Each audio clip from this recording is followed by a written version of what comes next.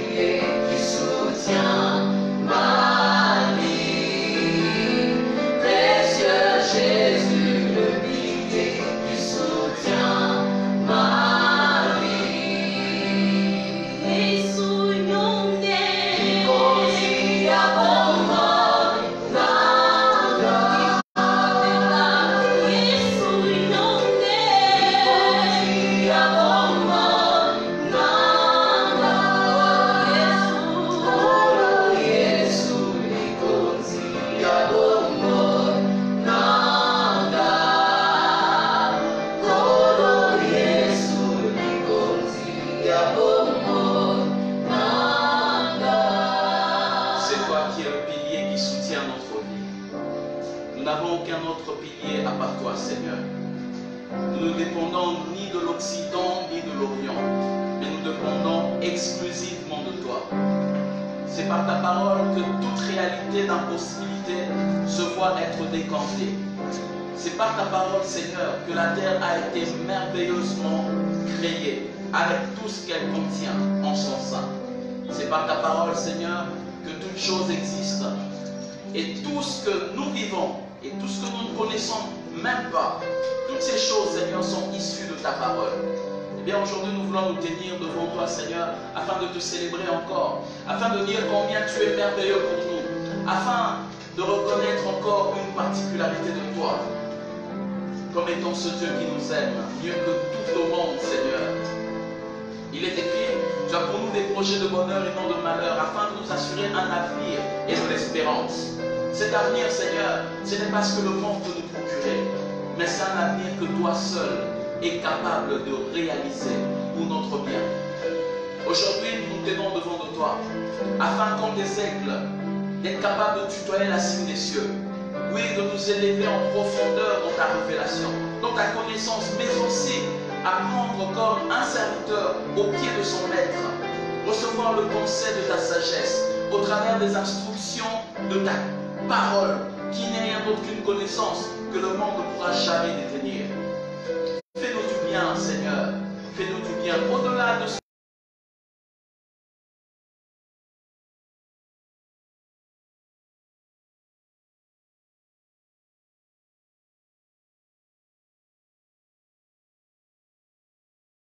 jamais de le dire. Tu es cependant notre Père, car Abraham ne nous connaît pas. Israël ignore qui nous sommes, et c'est toi, Éternel, qui est notre Père, et qui dès l'éternité nous t'appelons notre Sauveur. Merci, ô Dieu, et revêt-toi encore en ce jour. Je te supplie, Seigneur, de passer par ma petite vie, afin de glorifier ton Saint-Nom. Je te supplie, Seigneur, de passer par ma faiblesse, afin d'exalter ta force. Je te supplie, Seigneur, de passer par mon incapacité, afin de louer encore ce que toi tu es capable de faire dans la vie d'un homme qui t'est consacré. Voilà ma prière qui monte au-devant de toi, Seigneur. Et bénis ce temps que nous voulons recevoir ta parole. Eh bien, sature-la de toi, sature-la de ton impact et de ton affectation, pour la seule gloire de ton Saint-Nom. Au nom de Jésus, nous avons ainsi prié. Amen. Amen. Gloire à Dieu. Gloire à Dieu. Voilà un jour merveilleux. Un jour que le Seigneur nous accorde encore. Un jour où le Seigneur veut se révéler encore à nous d'une manière particulière. Un jour durant lequel Dieu aimerait nous permettre de recevoir le conseil de sa sagesse. Un jour où le Seigneur aimerait nous dicter encore les injonctions de sa pensée. Mais un jour où Dieu aimerait nous recadrer pour nous amener à être conformes à ce qu'il est réellement.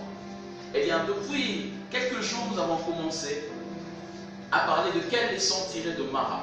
Un texte très intéressant, un texte qui nous vient du deuxième livre de la Bible, à savoir le livre d'Exode.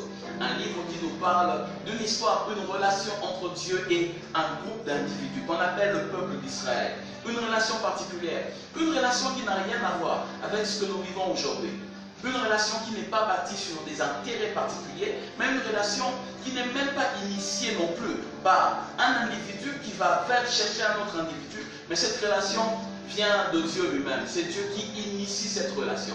Et ça, c'est très intéressant. Dieu qui initie cette relation, parce que c'est Dieu qui fait le pas vers son peuple, pour aller chercher son peuple. Et de cette relation jaillit une suite de leçons, une suite d'informations qui sont importantes pour nous permettre de mieux conditionner notre marche avec Dieu ici sur cette terre. Eh bien, nous nous retrouvons dans Exode chapitre 15, à partir du 22e verset jusqu'au 26e verset. Nous lisons. Exode 15, 22 à 26, nous lisons. Moïse fit partir Israël de la mer. Il prit la direction du désert Tour. Et après 3 journées de marche dans le désert, ils ne trouvèrent point d'eau. Ils arrivèrent à Mara. Mais ils ne purent pas boire l'eau de Mara, parce qu'elle était amère. C'est pourquoi ce lieu fut appelé Mara. Le peuple murmura contre Moïse en disant, que boirons-nous? Moïse cria à l'Éternel, et l'Éternel lui indiqua un bois qu'il jeta dans l'eau, et l'eau devint douce.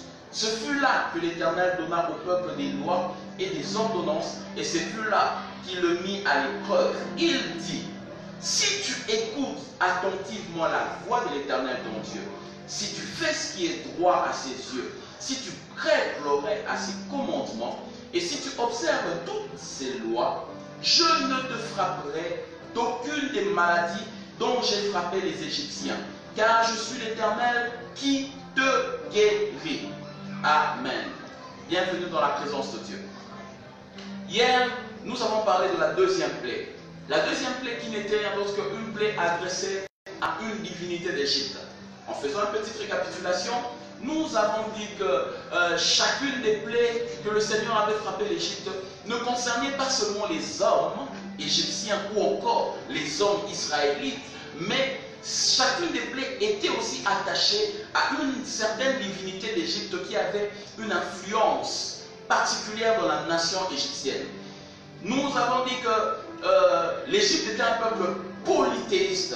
D'ailleurs, d'après Hérodote, les Égyptiens sont les plus religieux des hommes par rapport à toute l'humanité. Ce sont les individus les plus religieux. Et en Égypte, la religion était la base de tout et la religion dominait toute réalité. On ne pouvait jamais faire une chose sans tenir compte de la religion. Pour que les hommes soient enterrés, on devait recourir à la religion. Pour que l'on fasse l'agriculture, on devait recourir à la religion. Pour que l'on fasse la pêche, on devait recourir à la religion. Pour que l'on fasse quoi que ce soit, on avait besoin de la religion. Même pour la naissance des enfants, on avait besoin de la religion. Peu importe le domaine dans lequel on se retrouvait, on avait vraiment besoin de la religion.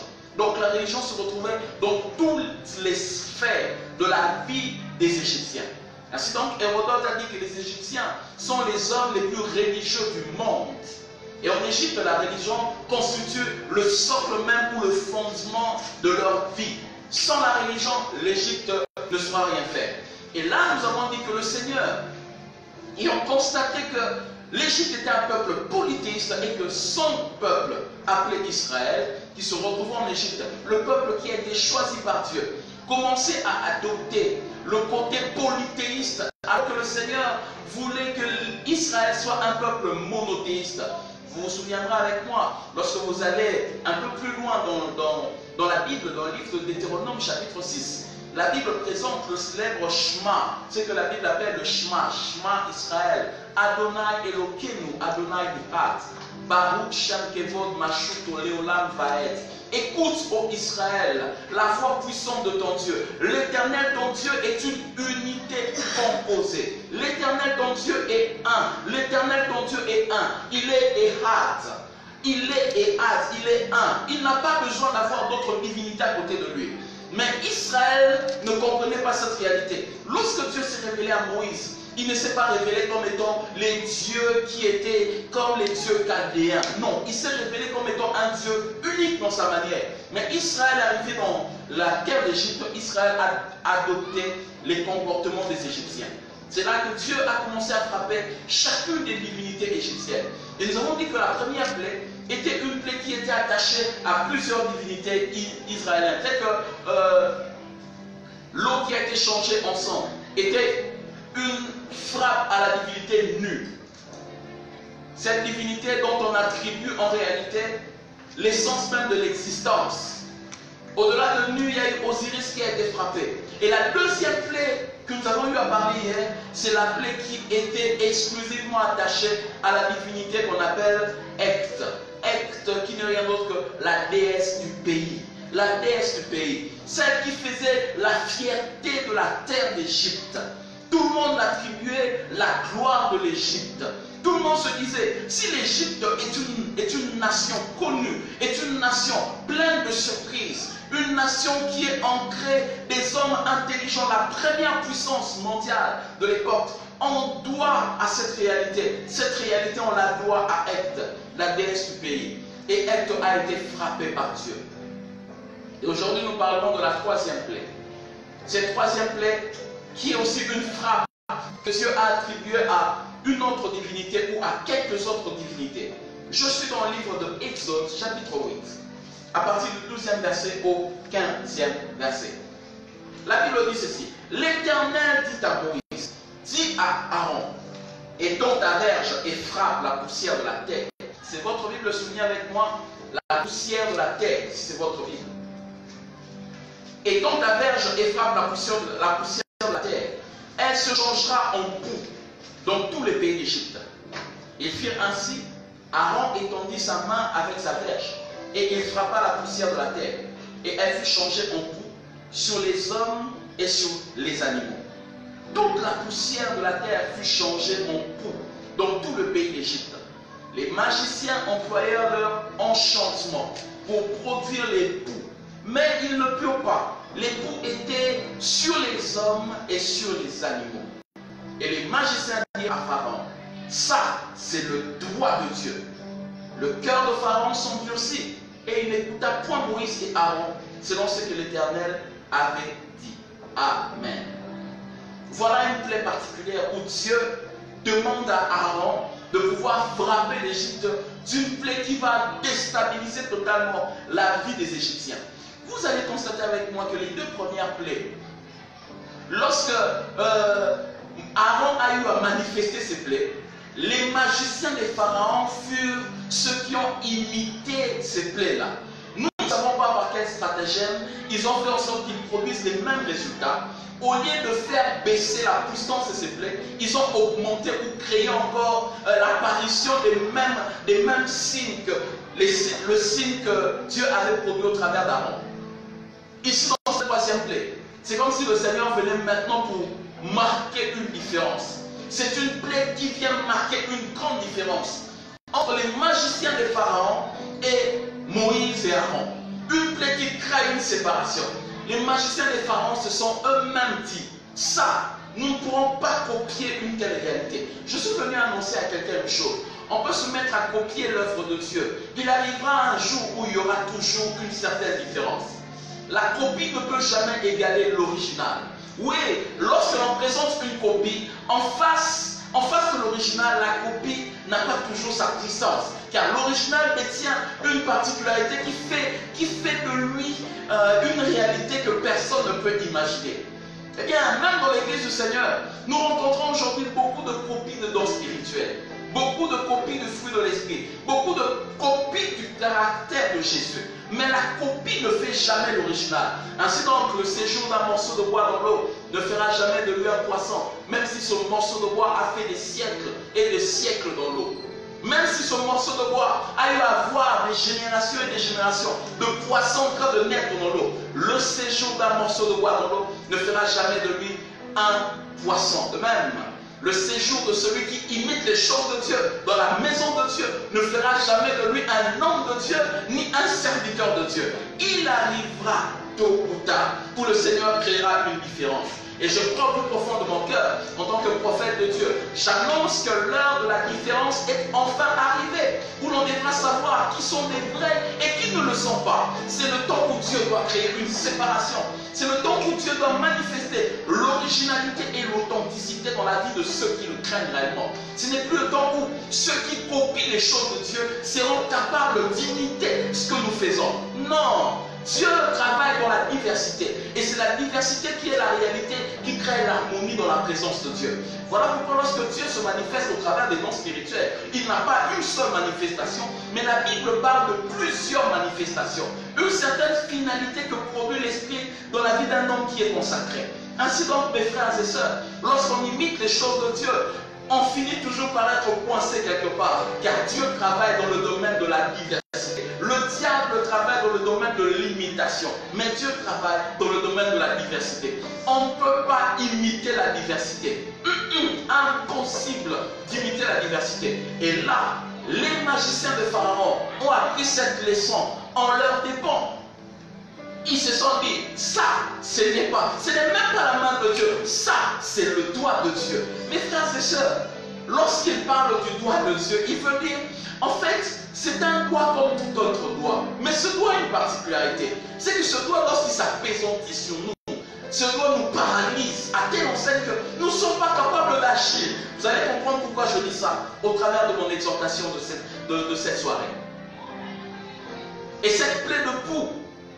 La Bible a parlé de plaie de poux. Mais lorsque vous faites avec moi un peu de contexte hébraïque, vous allez constater que beaucoup de textes traduisent un peu ce texte d'une manière particulière. Dans le sens que certains disent que c'était des poux, d'autres disent que c'était des moucherons, d'autres encore disent que c'était des tiques, et d'autres disent que c'était des cousins. Ah, quelqu'un me dira cousin, ça veut dire le fils de ma tante. Non. Quand je parle d'un cousin, c'est un tout petit insecte là qui avait la caractéristique de piquer sérieusement les hommes. D'autres parlent encore des moustiques, d'autres parlent encore des poux. Mais lorsque nous examinons la racine de ce mot, qui donne en réalité ce que la Bible nous a donné, la racine de ce mot donne le verbe pincer. En d'autres mots, nous pourrons dire que c'était en réalité des tiques. On parle des tiques comme étant ces petits insectes que l'on retrouve généralement sur les chiens. Les petits insectes que l'on retrouve généralement sur les chiens. Quand vous avez des chiens avec vous, ils sont souvent là. On les appelle des chiens pour certains, on les appelle des tiques aussi. Donc ils ont une caractéristique de sucer le sang. Lorsqu'ils viennent s'agripper sur la peau d'un animal ou d'un homme, ils sucent le sang et ils poussent l'homme à se gratter convenablement. Ce n'est pas intéressant d'être frappé par les tiques. Pourquoi? Parce que tu ne resteras pas à l'aise. Tu seras en train de te gratter comme pas possible. Regardez comment les chiens sont affectés des tiques. Si ces chiens que vous avez n'ont jamais visité un vétérinaire qui les a vaccinés ou qui les lave régulièrement, les chiens sont capables d'attraper des tiques qui les poussera toujours à pouvoir se gratter. Et quand ils se grattent, ils se blessent. Et c'est la même plaie qui a frappé maintenant l'Égypte. Et cette plaie n'a pas touché seulement les animaux, mais cette plaie a touché aussi les hommes. Essayez d'imaginer un homme qui est rempli dans tout son corps des tiques. Et l'homme se met à gratter comme si c'était un singe. Une plaie particulière. Mais ce qui est très intéressant avec Dieu, lorsque Dieu a lancé cette plaie, le Seigneur est en train de viser 3 dieux principaux d'Égypte. 3 divinités principales. La première divinité s'appelle Geb. Geb n'est rien d'autre que le dieu de la terre d'Égypte. Geb, le dieu de la terre d'Égypte. La deuxième divinité c'était Thoth. Thoth était rien d'autre que le dieu des magiciens. Le dieu de la science occulte. On dit de Thoth qu'il avait une intelligence supranormale. Le dieu au-devant de qui aucune forme d'énigme n'était restée sans réponse. Il avait réponse à toutes choses. Dieu a frappé aussi Thoth de cette plaie. La troisième divinité, c'était Touéris. Touéris qui est la grande déesse protectrice populaire. C'était une déesse qui protégeait non seulement les dieux égyptiens, mais c'était aussi une déesse qui protégeait les Égyptiens, ainsi que tous ceux qui habitaient dans la terre d'Égypte. Donc c'était un trio un peu très intéressant qui travaillait en ce moment-là. Alors Dieu, quand il frappe l'Égypte, il maîtrise toutes les 3 divinités d'Égypte, toutes ces 3 grandes divinités. Parlons un peu de ces 3 divinités, un peu de contexte historique, un peu de cours d'histoire en rapport avec ces 3 divinités. Qui était Geb? On l'appelle le dieu de la terre, Geb. Il était le fils de Chou. Chou, c'est aussi Ré. Dans la légende osirienne, Ré c'était le dieu de l'air. Alors Geb était le fils de Chou ou de Ré.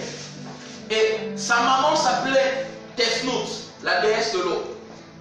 Mais Geb n'était pas le seul fils de Ré et de Tefnout.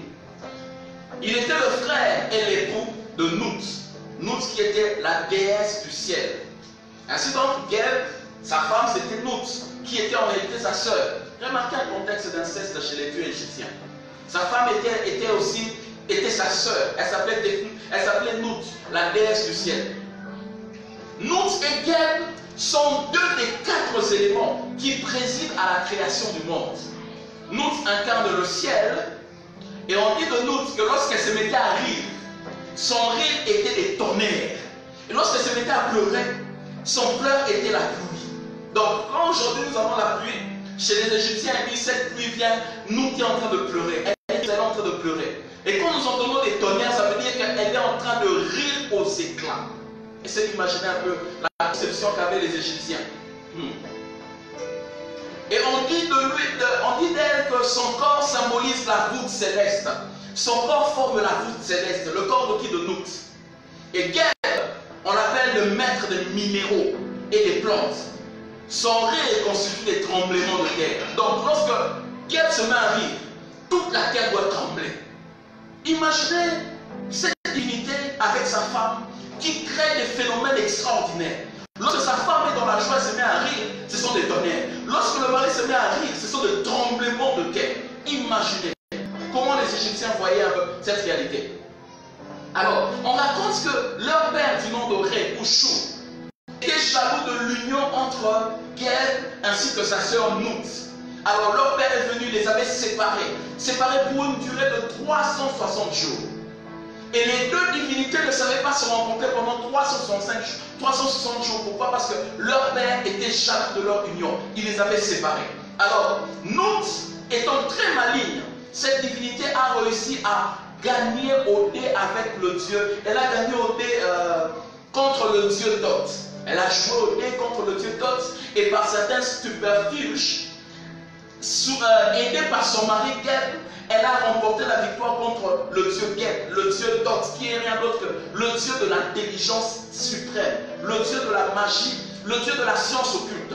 Personne ne pouvait imaginer qu'elle pouvait remporter la victoire contre Thoth, cette grande divinité, qui avait une intelligence extraordinaire. Mais les historiens égyptiens disent qu'elle a utilisé quelques subterfuges. Avec son mari, elle a poussé Thoth à lancer un défi. Disons à Thoth, si seulement je remporte la victoire sur toi, à l'année de 60 jours, tu ajouteras 5 jours pour que l'année fasse 365 jours. Ainsi donc, dans les 5 jours que tu ajouteras, ces jours seront des jours qui me permettront, moi et mon mari, de nous unir pour avoir des enfants. Comme notre père a imposé que dans 360 jours, que moi et mon mari ne nous retrouvons pas, les 5 jours que tu ajoutes,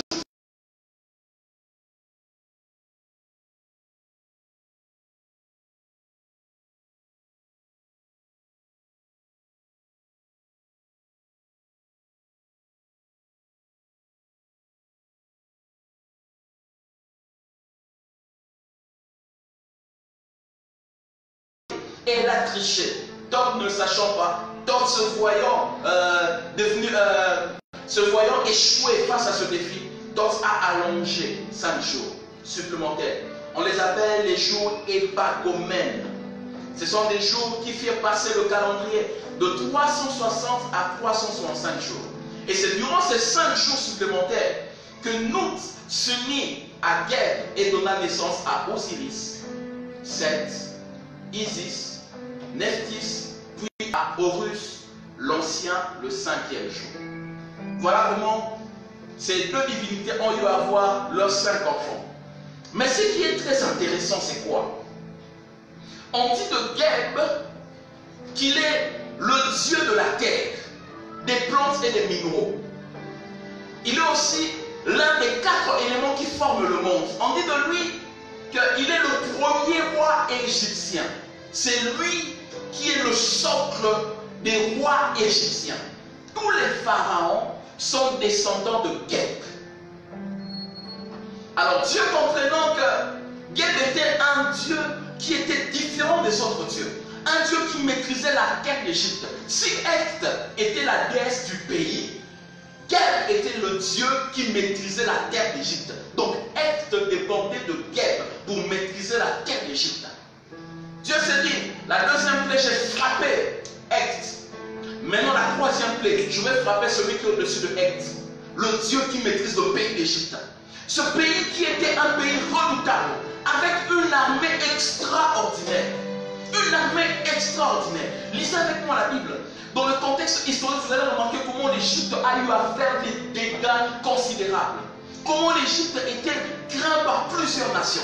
Les rois ou les pharaons qui sont venus en Égypte ont amené une crainte. Pourquoi? Parce que ce Dieu Geb protégeait la terre d'Égypte. C'était une terre où l'on pouvait, quand tu venais, tu avais l'assurance qu'aucun ennemi ne pouvait pénétrer. Pourquoi? Le Dieu Geb assurait la protection. Dieu s'est dit, cette fois-ci je vais frapper le Dieu Geb, humilier le Dieu Geb, celui qui protège la terre d'Égypte. Je veux le frapper maintenant. Afin que Pharaon connaisse, qu'il sache que le Dieu qui le protège et qui lui a donné le trône est incapable de se tenir en face de l'Éternel. Comme lui, Pharaon, est en train de résister face à moi, je vais frapper celui qui est au-dessus de lui pour lui montrer qu'est-ce que je ferai avec lui sera très redoutable. Voilà pourquoi Dieu a pris son temps d'amener Pharaon à s'endurcir encore, à endurcir son cœur pour que la dernière plaie soit une frappe redoutable. Et quand Pharaon a constaté que toutes les autres divinités qui pouvaient le protéger étaient mis KO, la 10e plaie, Pharaon a cédé les enfants. Il a cédé directement pour dire les enfants d'Israël devaient quitter l'Égypte. Et cette 3e plaie, la Bible dit, Dieu a dit, Aaron, lève ton bâton, frappe la terre, que la poussière monte. La poussière s'est levée. Tout le monde a vu la poussière s'élever. Il a pris son bâton et l'a frappé, la poussière s'est levée. Et bizarrement, la poussière s'est transformée en éthique. La poussière s'est transformée en éthique. Et l'éthique, on lui a frappé toute la terre d'Égypte.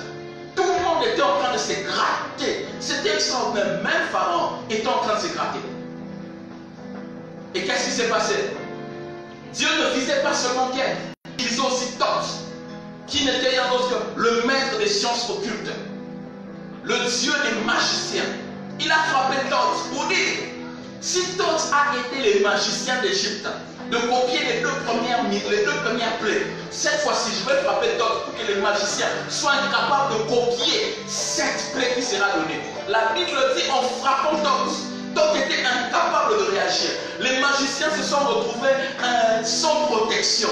La Bible dit que même les magiciens d'Égypte se sont mis à se gratter. Remarquez, on fait un petit contexte historique, un peu d'histoire. Les magiciens égyptiens avaient une particularité. On dit d'eux qu'ils se rasaient toujours tout le corps après 3 jours. 3 jours, après 3 jours, ils se rasaient le corps. Donc, aucun poil n'était toléré pour un magicien égyptien. Pourquoi? Parce que d'après leur science occulte, un magicien ou un prêtre égyptien ne peut pas avoir beaucoup de cheveux comme moi je l'ai aujourd'hui, ou avoir des poils. Il ne peut pas. Pourquoi? Parce qu'ils se disent que s'il y a une vermine qui entre dans cet endroit où il y a des poils et pousser le magicien ou le prêtre à commencer à se gratter, il devient disqualifié pour le sacerdoce auquel il a été appelé. Alors il veillait, vous remarquerez même dans les films, on vous montre les magiciens ou les prêtres égyptiens ont toujours la tête rasée. Ils rasaient leur tête, tout leur corps.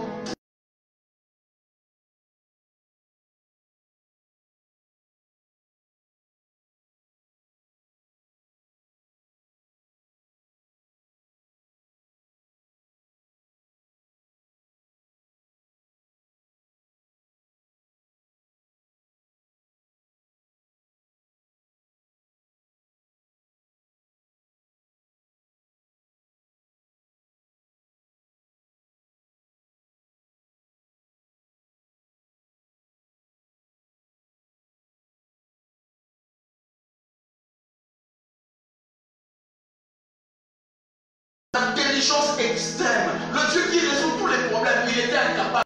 Dieu l'avait déjà frappé.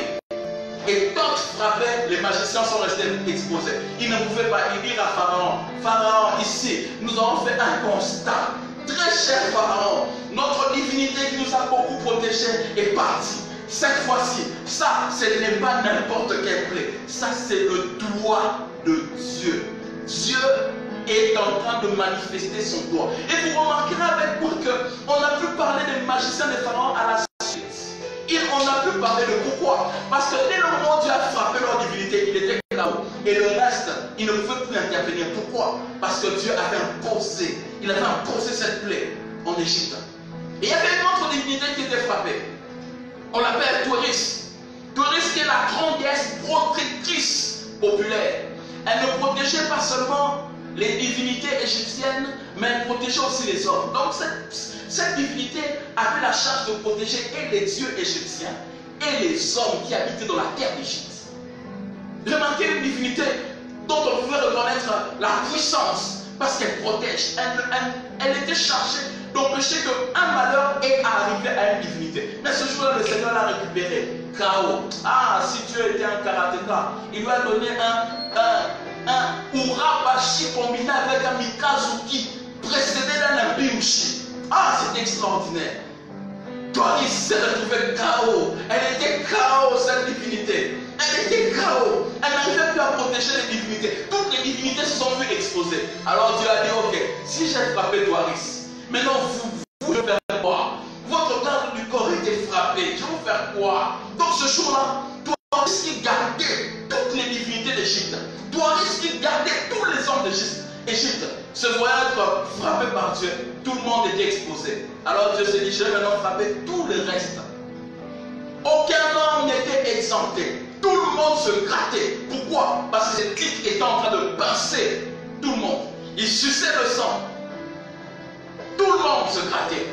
Tout le monde avait mal. Et cette plaie est venue ridiculiser toute cette divinité. Comment Geb, toi, le Dieu du pays, le Dieu de la terre d'Égypte, tu es minimisé par une petite vermine. Une petite vermine qu'on appelle un tic, que Dieu a envoyé dans la terre d'Égypte. Comment cette petite vermine appelée tic vient t'humilier, toi, le Dieu de la terre d'Égypte? Comment toi, le Dieu savant, le Dieu des magiciens, tu es humilié? Tu ne sais pas trouver une solution face à cette réalité. Mes frères et sœurs, cette réalité est un peu ce que nous vivons aujourd'hui. Le monde dans lequel nous sommes est rempli de plusieurs savants. Comment tous les savants de ce monde n'arrivent pas à trouver un vaccin contre le Covid-19? Mes frères, ce monde dans lequel nous sommes, où il y a des prix Nobel, où il y a des gens très intelligents, l'homme a été capable de quitter la Terre pour aller dans la Lune. C'est extraordinaire. L'homme a été capable. Il y a des individus qui se disent qu'ils ont même acheté des terres dans la planète Mars. L'homme qui arrive à arriver jusqu'à la planète Mars. L'homme qui arrive à étudier les astres qui ne sont pas perceptibles par nos yeux. Mais une petite maladie vient frapper et l'homme se voit incapable. Oh Tot, où est ton intelligence? Tot, où est ta grande notion occulte que tu as? Tot, où es-tu face à cette petite maladie? Où es-tu? Tu n'es pas là. Dieu frappe. Nous sommes à cette époque. Mara nous enseigne que Dieu est capable de frapper. Oui, je le crois. Dieu frappe pour nous amener à comprendre que l'intelligence des hommes ne peut jamais concurrencer le génie de Dieu. L'intelligence des hommes ne peut jamais concurrencer le génie de Dieu. Dieu a un génie que l'intelligence des hommes réunis ne pourra jamais arriver à comprendre. Tot, où est ton intelligence? Tot, où est ton intelligence? Tot, où est ton intelligence? Doris, où est ta puissance qui pouvait empêcher à ce que les hommes ainsi que les divinités soient frappés? Où es-tu, Doris? Ta puissance protectrice, où est-elle? Où est cette puissance protectrice? Le Covid-19 a frappé. Il a frappé et les riches et les pauvres. Où es-tu, monde? Avec ta connaissance que tu as, avec toutes les protections, toutes les mesures sanitaires que tu as, où es-tu face à ce Covid-19? Où es-tu? Voilà la question que je te pose. Cette plaie est un enseignement de la part du Seigneur. Mes frères et sœurs, lorsque tu donnes l'importance à une chose au-delà de Dieu et tu substitues Dieu face à une réalité, mes frères et sœurs, Dieu frappe toujours. Dieu frappe toujours. Cette troisième plaie, pour nous aujourd'hui, si nous le contextualisons, la frappe de l'Éternel, la leçon que l'on peut tirer, que cette troisième plaie est une sanction contre les astuces de mensonges par lesquelles les hommes passent pour atteindre un objectif. Les hommes se lèvent tellement dans les astuces de mensonges pour amener à atteindre leurs objectifs. Et maintenant, on montre aux hommes, même dans les chaînes de télé, dans les films, on montre aux hommes que Dieu n'est pas important. L'homme peut résoudre n'importe quel problème par lui-même. Regardez des films comme Armageddon. Armageddon. Nous lisons Armageddon dans la Bible, dans le livre d'Apocalypse. Mais le film Armageddon nous montre qu'un type du nom de Bruce Willis a résolu le problème d'Armageddon. Où était Dieu? Dieu n'est pas là. Dieu n'est pas là. On nous fait comprendre qu'aujourd'hui, on nous trompe en nous faisant comprendre qu'aujourd'hui, on n'a pas besoin de Dieu. Que Dieu était moins important. Que l'homme, par son intelligence, était capable de résoudre tous les problèmes. Dieu frappe. Lorsque le mensonge s'élève comme étant une chose qui amène les hommes à penser que Dieu n'est plus important, en éveillant aux hommes la pensée que Dieu existait, qu'il était important, Dieu frappe toujours. Il envoie toujours des tiques. Les tiques sont des insectes. Ils sont des insectes simples, tout petits, mais les dégâts qu'ils produisent sont des dégâts considérables. Aujourd'hui, où nous sommes? Où sommes-nous aujourd'hui? Où sommes-nous? Où est la grande intelligence de nos savants? Où est les grandes technologies que nous avons inventées? Où sont l'application de ces choses? Nous nous sommes trompés. Lorsque l'homme a créé l'avion, il a fait voir aux autres hommes qu'il était capable de monter au-dessus, sans l'aide de Dieu. L'avion peut se déplacer. Une machine qui pèse, qui arrive à s'élever et à concurrencer la traction de la pesanteur. Essayez d'imaginer. Quel est le génie de l'homme? Ça, c'est l'action de Thoth qui se manifeste. Il résout le problème de la possibilité. Et on se dit, si l'homme peut monter dans les airs, l'homme sortir de la terre, c'est que Dieu, il n'est pas important. Mais lorsque Dieu envoie l'éthique, quand Dieu envoie ces bestioles, ces vermines, quand ces vermines se manifestent, on sait reconnaître maintenant que ça c'est le doigt de Dieu.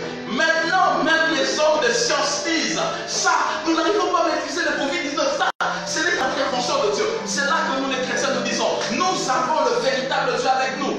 Il ne nous abandonne pas, il est avec nous. Et je crois au plus profond de mon cœur, c'est le temps que nous devons glorifier Dieu sérieusement pour le Covid-19. Hier, on s'est plaint pour le Covid-19. Aujourd'hui, on doit bénir Dieu pour le Covid-19. C'est l'occasion d'amener l'homme à descendre. L'homme nous a trompé qu'il était capable de résoudre toutes les maladies, de guérir toutes les maladies. On a vu des transpositions. Quelqu'un est capable de prendre, fabriquer même des cellules du corps, avec des souches des personnes qui sont déjà mortes. Henriette Alex, une femme qui était noire, américaine, qui est morte, ça fait des années. Mais les cellules de son corps permettent de fabriquer beaucoup de vaccins contre des maladies. Elle est déjà morte. Mais les cellules de son corps continuent à fabriquer des vaccins contre des maladies. Ça, c'est l'intelligence de Thoth que l'homme a. Mais l'homme se retrouve devant le Covid-19 incapable. Car Dieu s'est levé, il a envoyé un petit tic. Covid-19. Le tic d'aujourd'hui s'appelle Covid-19. La troisième plaie s'appelle Covid-19. Que Dieu a frappé le monde. Et tout le monde est en train d'observer. Personne, même les magiciens des pharaons. Les magiciens des pharaons peuvent être l'image de toutes les personnes qui nous ont montré qu'ils étaient capables de faire ce que Dieu est capable de faire. Dieu a créé l'homme avec des organes. Mais aujourd'hui, avec des imprimantes à 3 dimensions, on fabrique des organes humains. Essayez d'imaginer, imprimante à 3 dimensions, on fabrique des organes humains. À tel point qu'un homme scientifique a même déclaré, pour dire, avec l'évolution de la science, la manière dont nous avons maîtrisé le processus du clonage, nous voulons dire maintenant que Dieu n'est plus important. Nous sommes devenus Dieu ici sur la terre. Et quelle bêtise, quelle déclaration de guerre face à la divinité. Voilà que la divinité vous envoie aujourd'hui l'éthique pour vous amener à descendre. Quel mensonge. Toi, homme, fait de chair et de sang, comment peux-tu te garder face à Dieu? Magicien de Pharaon, tu as imité les 2 premières plaies. Imite aussi cette plaie. Fabrique aussi un antidote, que l'on sache. Que l'on sache aujourd'hui si tu es puissant, tu es capable. Comment les hommes ne maîtrisent pas ça? Et ce n'est que par grâce de Dieu que cette pandémie va pas. Oui, le Covid-19 a déjà été guéri. Le Covid-19 a déjà trouvé la solution. Nous ne vivons que les répercussions du Covid-19.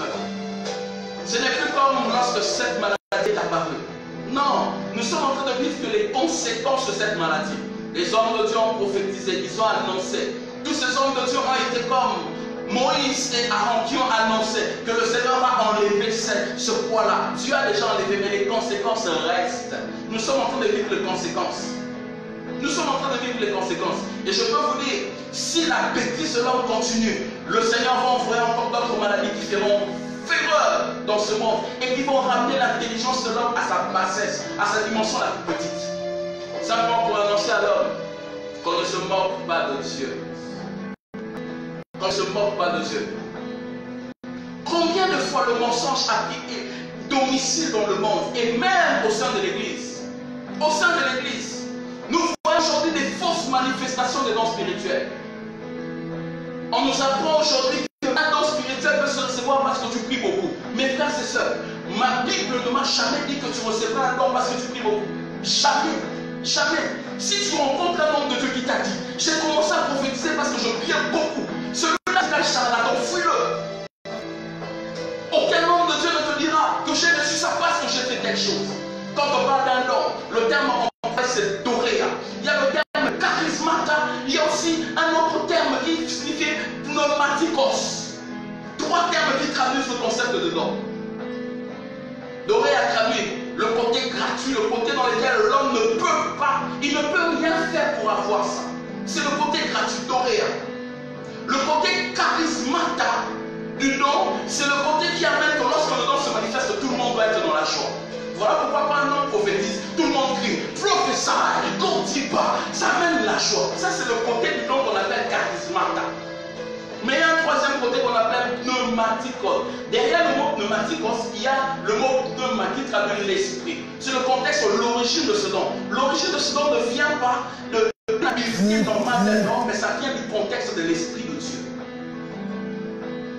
Ainsi, ensuite, tu rencontres un homme qui t'a dit, j'ai jeûné pendant 40 jours. Après mon jeûne, je commence à prophétiser. C'est un charlatan, un menteur. Fuis-le. Combien de gens ont eu à nous tromper dans l'église? Combien ont eu à nous tromper dans l'église? Les mensonges. Des hommes qui t'ont dit, pour que tu arrives à prophétiser, mange 14 gnagnas, 14 aubergines. En train de manger, tu prends les aubergines et tu commences à parler en langue. Tu manges les aubergines et tu commences à prophétiser. Menteur. Menteur. Le mensonge est entré même dans l'église. À tel on sait que nous voyons même des hommes de Dieu qui, pendant qu'ils font leur service, ils disent Dieu m'a dit alors que Dieu n'a rien dit. Menteur. Menteur. Le mensonge a élu domicile dans l'église.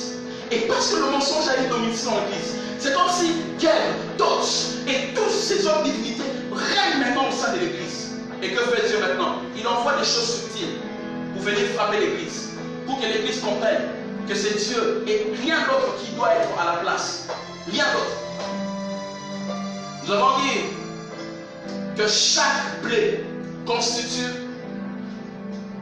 une affliction ou une frappe de la part du Seigneur. Mais la leçon à tirer de chaque plaie vient des 10 paroles que le Seigneur a données à Moïse sur le mont Sinaï.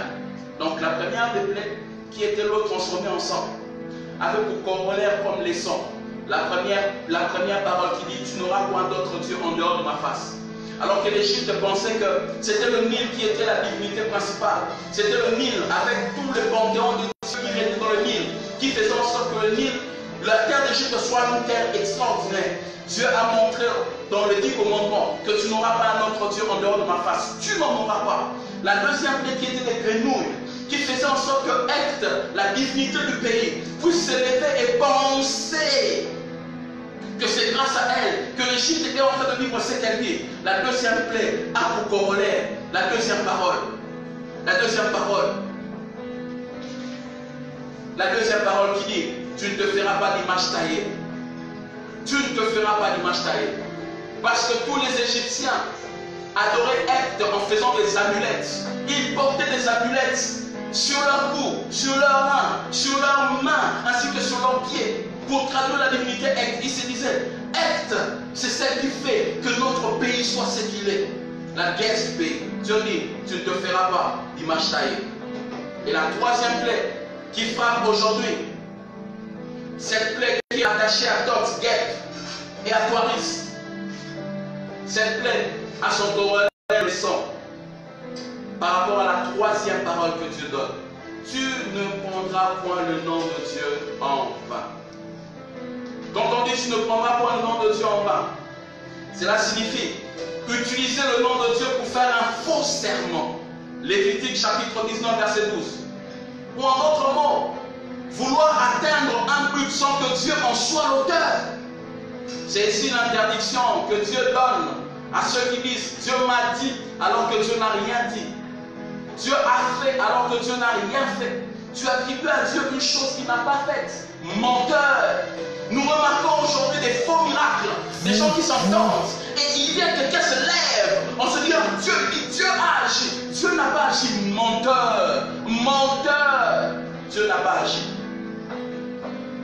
Envoie les gens qui s'entendent. Viens, je prophétiserai sur toi. Et il dira que cet homme de Dieu est un vrai. Alors que Dieu n'a pas donné ce message. Des gens qui vont consulter leur horoscope. Des gens qui vont très loin pour voir des choses. Pensant que c'est Dieu alors que ce n'est pas Dieu. Menteur. La troisième clé est venue pour vous aujourd'hui. Aujourd'hui, Dieu va attirer notre attention sur le mensonge. Combien de fois le mensonge a élu domicile dans nos églises, dans nos vies, dans nos pays? Combien de fois le mensonge a élu domicile? Même les hommes de Dieu sont devenus des menteurs. J'étais en prière, j'ai vu un ange apparaître. Yo, tu connais c'est quoi un ange? Je vois un ange de Dieu. L'ange. Non, mettons-nous. Non, écoutez, non. Devenons sérieux. Sérieux, soyons sérieux. Toi, tu as vu un ange. Toi, tu as vu un ange. Ne me dis pas Jésus une représentation. Tu dis j'ai vu un ange. Je vois.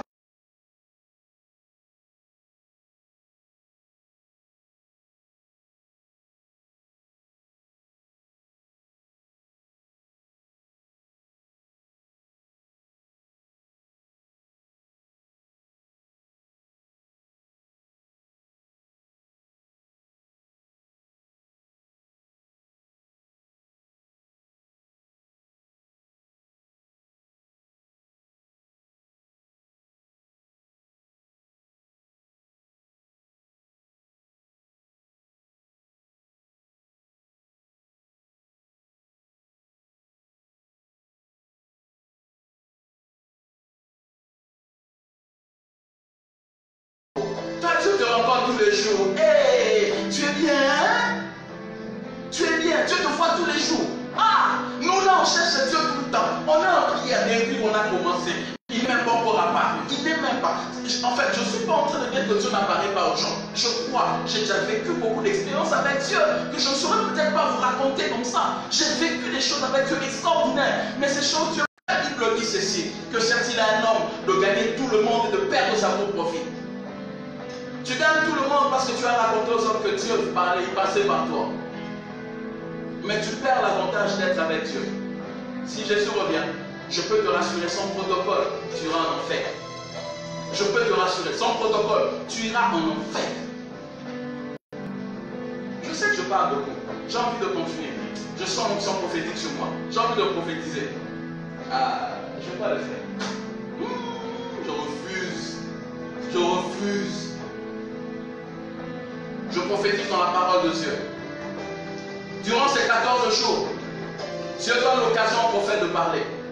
Il ne parle pas pour vous faire plaisir, mais il vient pour dénoncer ce que le Seigneur a constaté, pour amener l'Église sur le droit chemin. Et c'est ça ma mission. Je ne serai jamais là pour vous faire plaisir par ma prédication, mes exhortations. Je ne le ferai pas. D'ailleurs, ce n'est pas vous qui m'avez appelé, c'est Dieu qui m'a appelé. Alors prenez une question pour moi de vous plaire. Que tu me parles ou que tu ne me parles pas, je m'en fous. Je raconte ce que Dieu me dit de dire. Arrêtons avec le mensonge. Donc, l'intelligence.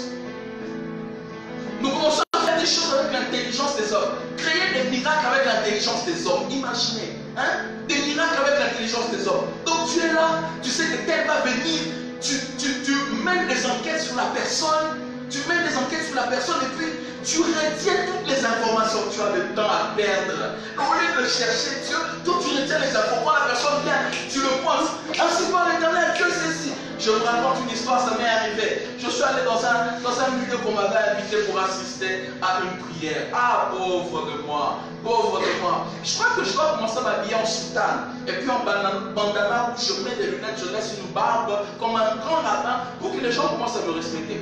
Je suis arrivé quelque part, c'était un groupe de jeunes.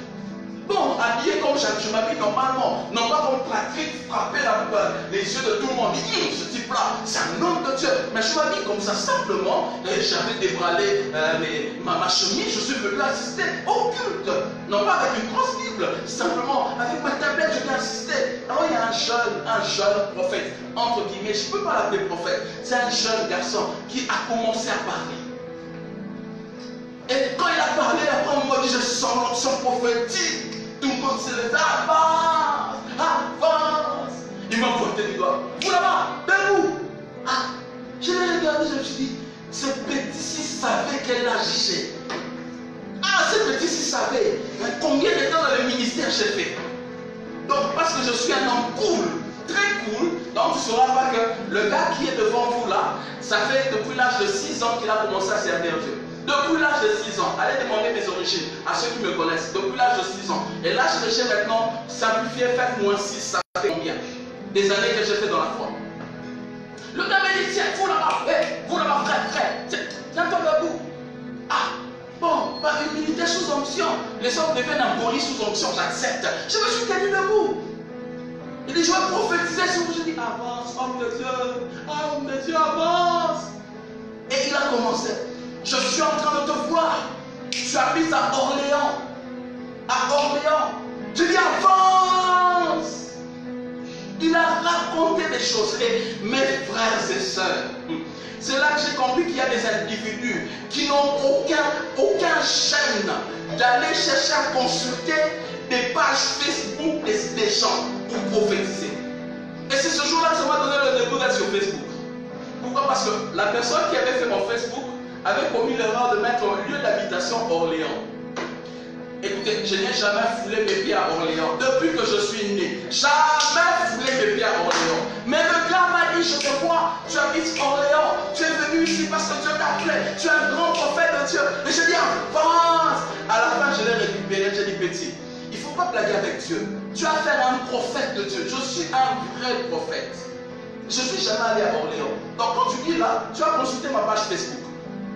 Oh non, prophète, c'est le Seigneur qui m'a dit, j'ai dit, Dieu ne peut pas te tromper, mes frères. Il ne peut pas te tromper. J'ai dit, arrête ça, arrête ça, arrête ça. Le mensonge a été tellement domicile dans l'église. Et nous prétendons que c'est Dieu. Mes frères et sœurs, évitons de tomber dans l'impact de la troisième parole ou du troisième commandement qui dit, tu ne prononceras pas en vain le nom du Seigneur. Prononcer le nom du Seigneur en vain signifie attribuer au Saint-Esprit des choses qu'il n'a jamais eu à dire. Attribuer à Dieu des choses. Si Dieu n'a pas dit, ne dis pas que c'est Dieu. Parce que là, tu prononces son nom en vain. Tu ne le considères pas. Tu tomberas dans la frappe des tiques. Et Dieu il va te laisser être frappé par les tiques. Voilà pourquoi un menteur a une caractéristique. Tu as dit des mensonges. Mais tu dois être toujours attentif pour que un jour, que le mensonge que tu as dit ne puisse pas se retourner contre toi. Un menteur est caractérisé par les choses. Il doit continuer à mentir, à mentir, à mentir. Mais je t'informe, monsieur ou madame menteur ou menteuse, que la mémoire de l'homme nous joue souvent des tours. Le mensonge que tu as donné aujourd'hui, ce n'est pas le même mensonge que tu diras demain. Peut-être demain tu diras autre chose et tout le monde reconnaîtra que tu es un menteur. Jean chapitre 8, verset 44 nous montre une chose. Le père du mensonge, c'est qui? C'est le diable. Donc tous ceux qui participent dans l'œuvre qu'on appelle le mensonge ont pour peur le diable. Ils ont pour père le diable. Eh bien, je t'annonce que tu es fils légitime du diable. Dès le moment où tu partages avec lui la notion du mensonge, eh bien aujourd'hui le Seigneur veut nous attirer. Il va attirer notre attention sur le mensonge. Il veut que nous puissions arrêter avec cette affaire de mensonge. Là, j'ai besoin de vous. Le Seigneur veut que nous puissions arrêter avec cette affaire du mensonge. Il aimerait que nous puissions arrêter avec cette affaire du mensonge.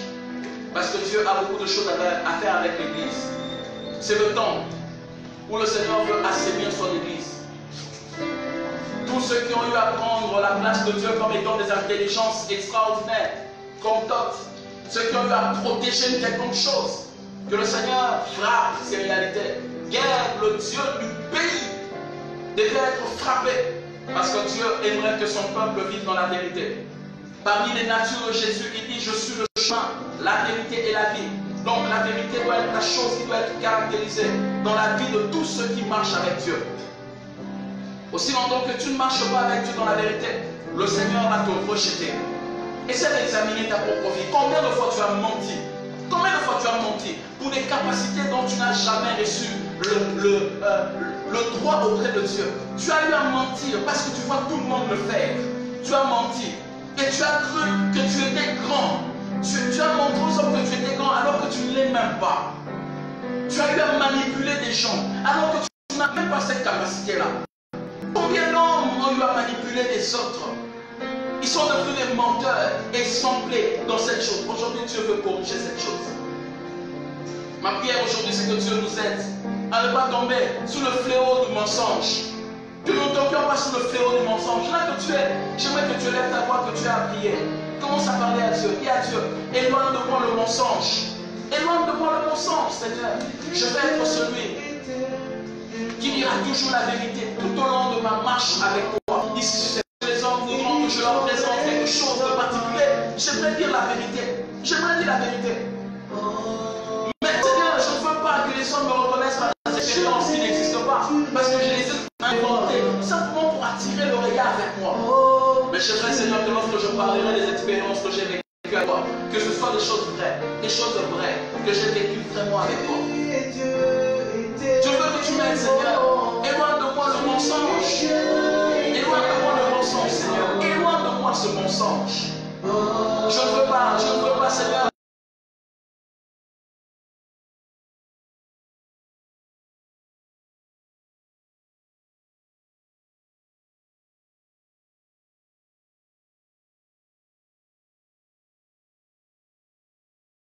Il n'y aura pas de réponse. Combien ont été ceux qui ont montré? Si eux, ils ne priaient pas, il n'y aura pas de réponse. Substituant ainsi Dieu à la place de l'homme de Dieu. Quel mensonge! Je ne veux pas les recevoir. Je ne veux pas mentir les hommes. Leur faire comprendre que si moi je ne priais pas, Dieu n'agirait pas. Tu as des serviteurs avec qui tu peux passer. Je crois, Seigneur, que tu as des gens avec qui tu peux passer. Même plus que moi. Tu peux faire des choses plus que moi. Je le crois. Et je te fais confiance en ce jour éternel, oh Dieu. Oh, s'il te plaît, Père. Lève-toi, Père. Lève-toi, afin que l'on sache que tu es notre Dieu. Amen, mon Seigneur, mon Dieu. À te bénir convenablement, Seigneur. Alléluia. Alléluia. Et ton règne n'a pas de fin. Ton règne n'a pas de fin. Ton règne n'a pas de fin. À jamais tu régneras. Sur le trône. Tu es Dieu éternellement. Tu es Dieu éternellement. Tu es Dieu éternellement. Tu es Dieu éternellement. Et ton règne n'a pas de fin. Oh, à jamais tu régneras sur le trône,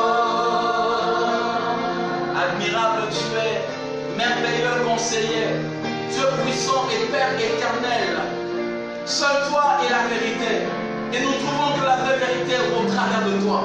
Seigneur, l'essence de notre vie n'est même pas un mensonge. Pourquoi devons-nous nous accrocher au mensonge pour nous faire un nom sur cette terre? Aujourd'hui, tu interpelles ton Église à la prise de conscience que tu veux l'originalité et l'authenticité. Qu'il n'y ait aucune chose qui puisse substituer Dieu. Une chose qui amène le mensonge et qui monte les autres. Seigneur, nous ne voulons pas tomber sous le poids de cette troisième plaie. Parce que nous cultivons, Seigneur, oh Dieu, nous cultivons le mensonge dans notre vie, oh Dieu. Oh, s'il te plaît, lève-toi. Lève-toi, éternel, et aide-nous. Aide-nous à prendre conscience que la vérité doit caractériser notre vie. Qu'à chaque fois que les hommes verront la couleur rouge de notre langue, qu'ils voient toujours la vérité de Dieu. Aide